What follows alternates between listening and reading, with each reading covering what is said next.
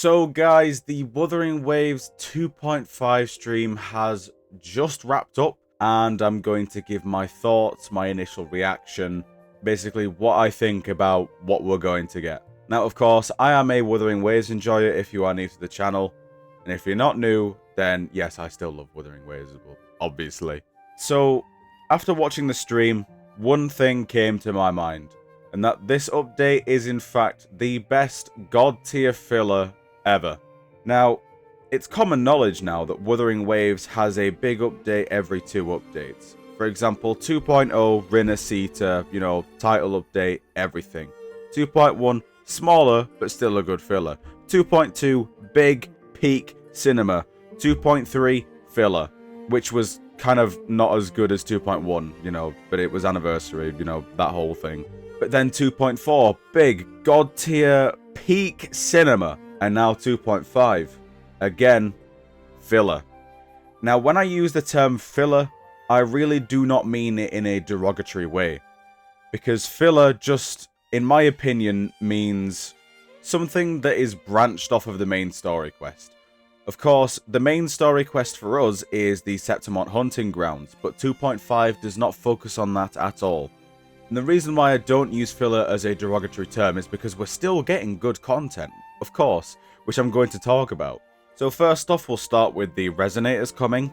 There is only one new one, but we are getting 3 reruns, which is similar to 2.2 in a way. But we are getting FILLER, finally. She's one of my favourite characters in the entirety of Wuthering Waves. I've been waiting absolutely ages for FILLER, so it's really nice to have her finally come.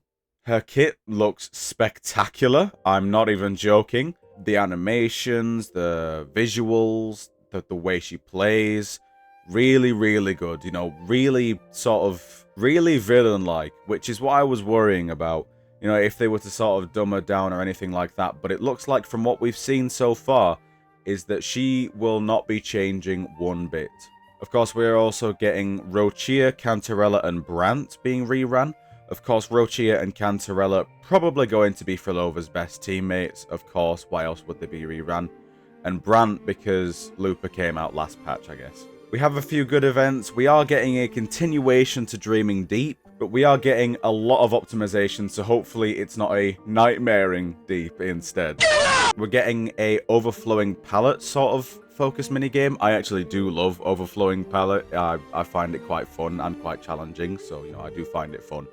So, honestly, again, I like that. I like that a lot. We're also getting some sort of like tycoon-y sort of minigame where FILLER commands a bunch of tacit discords, which is, very, very like FILLER, let's be real, because she is sort of a puppet master conductor sort of character.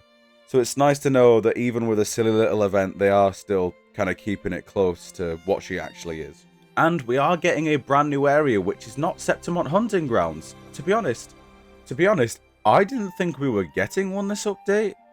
Or maybe like a 2.3 Zanny-esque thing where we got like a tiny little sub area. But it looks like it's more akin to Riccioli Islands or the Vault Underground, where we have a decently sized area that's going to take probably a few hours to explore. And in that map, we are getting a new weekly boss, Fenrico. I'm not sure if he's a weekly boss. Please correct me if I'm wrong. He might just be, a boss, a regular boss. We're also getting more Nightmare Tacit Discords and a new Sonata set for FILLER, of course. An interesting tidbit to note is that it's actually the first ever 3-cost Sonata set, so you only need 3 echoes to activate it. And now people have actually overlooked this, but I actually think this is really big, because a 3-cost Sonata set means that you actually can maximize the amount of echo slots you have. For example, usually when you want to run like a hybrid echo set, it's 2 and 2. But this time you can do 3 and 2 and actually maximize those slots, because when you run 2 and 2, you're always missing one slot. You're not using that slot properly, but because you can't, obviously. And this is the thing about Wuthering Waves. Filler in the context of Wuthering Waves doesn't mean bad. Of course, filler in other games like Genshin and Star Rail can have negative connotations, but have you ever had a filler patch in Wuthering Waves that was genuinely bad, apart from the anniversary? I say the anniversary is bad because of what it was, an anniversary. An anniversary should really not be on a filler patch, but it's just a sad thing that it actually fell on that. Side tangent, a little question. If the anniversary fell on 2.0, would you consider the anniversary bad? No. Would you consider 2.3 bad if it wasn't an anniversary?